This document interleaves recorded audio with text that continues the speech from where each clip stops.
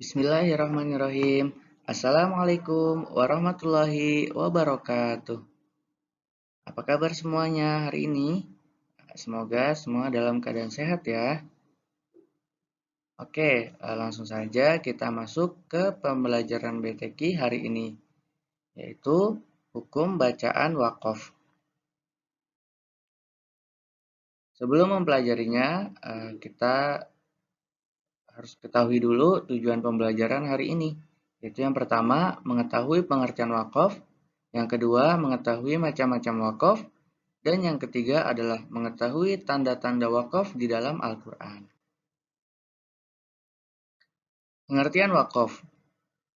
Wakaf secara bahasa adalah berhenti.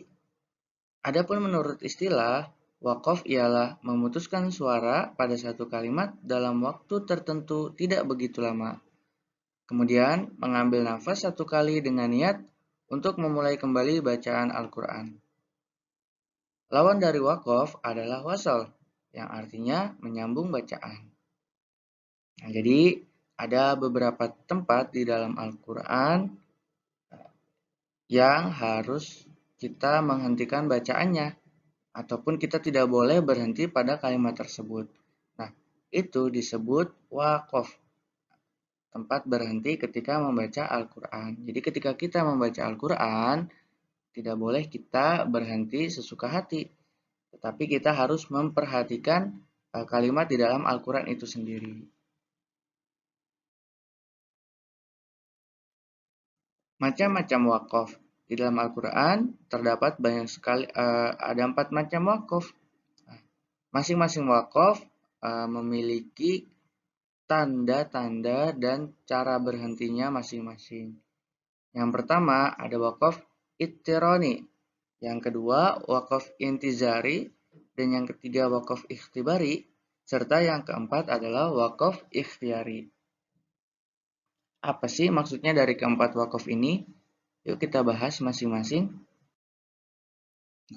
Yang pertama ada wakaf ittirori. Ittirori secara bahasa artinya darurat. Adapun menurut istilah yaitu berhenti mendadak terpaksa, seperti kehabisan nafas, batuk, dan lupa. Seorang qori atau orang yang membaca Al-Quran ketika dalam keadaan darurat seperti kehabisan nafas, batuk, dan lupa boleh menghentikan bacaan Al-Qur'annya di mana saja. Ya, misalkan ketika kita membaca Al-Quran, kemudian nafas kita habis, maka kita boleh berhenti di mana saja, tetapi harus di kalimat yang tepat sebenarnya, tidak boleh asal berhenti. Ya, ataupun ketika kita lagi baca Al-Quran terus batuk, nah, maka itu pun boleh berhenti di tempat yang sesuai. Dan lupa. Namun, ketika hendak memulai kembali bacaannya, ada 2 pilihan baginya, yaitu yang pertama, ia wajib mengulang kembali bacaan dari kalimat sebelumnya yang cocok dan baik jika penghentian yang dilakukannya tidak sempurna. Contoh, seseorang karena alasan darurat berhenti pada lafaz inda pada ayat jazaa'uhum 'inda rabbihim. Nah, misalkan dia nafasnya habis ketika sedang membaca ayat ini, maka dia boleh berhenti ketika nafasnya habis. Jazaa'uhum 'inda, nafasnya habis, maka dia boleh berhenti di situ. Dia boleh berhenti.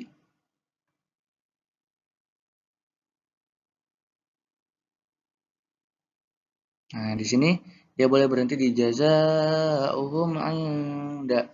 Nafasnya habis. Kemudian dia berhenti, maka dia wajib mengulangnya dari jazaa'uhum. Tidak boleh langsung baca lagi langsung rabbihim, tapi harus diulang dari jazaa'uhum. Kemudian yang kedua, ia boleh melanjutkan bacaan pada kalimat berikutnya tanpa harus mengulang kembali bacaannya. Tapi hal itu boleh dilakukan kalau berhenti di tempat yang dibenarkan. Contohnya menghentikan bacaan di akhir ayat berikut ini. Qul ya ayyuhal kafirun.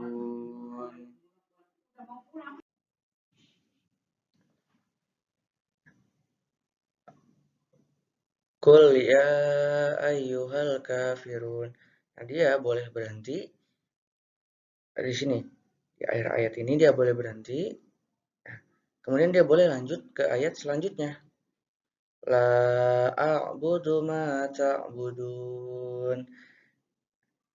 Misalkan dia ketika sedang membaca Al-Quran, ya, Qul ya ayyuhal kafirun. Kemudian dia batuk tuh, ya kan batuk.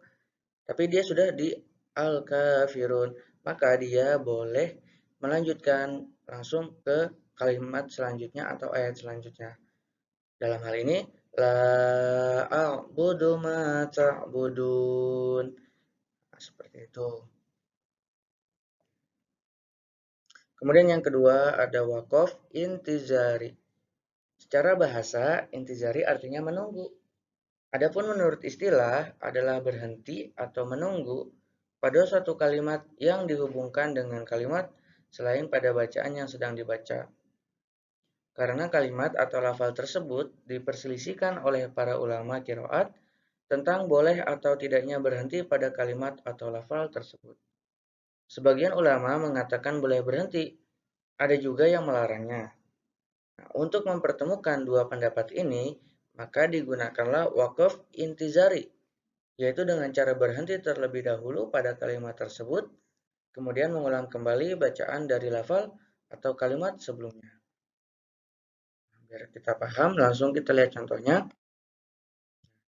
Contohnya, jika seseorang menghentikan bacaannya pada lafal wal hijaroh dari Quran Surat Al-Baqarah yang berbunyi Fattaqun narol lati waquduhan nasu wal hijaroh. Nah, di kalimat wal hijaroh, sebagian ulama kiroat ada yang menyatakan boleh berhenti atau boleh terus pada lafal tersebut. Sebagian ulama lain berpendirian lebih baik bacaan diteruskan atau disambung.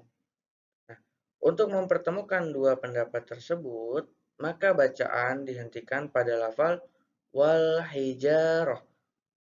Baru kemudian mengulanginya dari lafal allati atau dari lafal sebelumnya. Ya, ketika kita baca fattaqun narallati waquduhan nasu wal hijarah, boleh diulang dari allati waquduhan nasu wal hijarah, atau boleh juga diulang dari kalimat yang sebelumnya, dari fattaqun narallati waquduhan nasu wal hijarah. Ya, boleh diulang dari sini. Tapi kalau misalkan nafas kalian nggak kuat, boleh diulang dari waquduhan nasu wal hijarah. Nah, seperti itu adalah wakaf intizari, di mana para ulama ini berbeda pendapat, boleh berhenti, dan ada yang mengatakan bahwa tidak boleh berhenti di kalimat tersebut. Maka digunakanlah wakaf intizari. Kita berhenti dulu di lafal wal hijar ini, kita berhenti dulu, kemudian kita mengulang dari lafal sebelumnya. Boleh dari fataku, boleh dari alati, ataupun uh,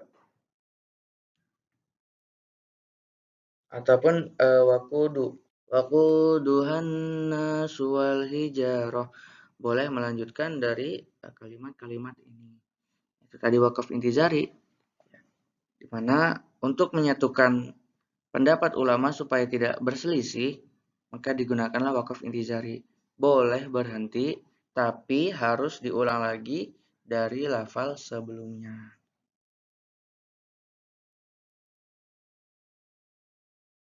Oke, itu saja yang bisa saya sampaikan. Kurang lebihnya mohon maaf. Kita akhiri pembelajaran kita hari ini dengan mengucapkan Alhamdulillahirabbil alamin.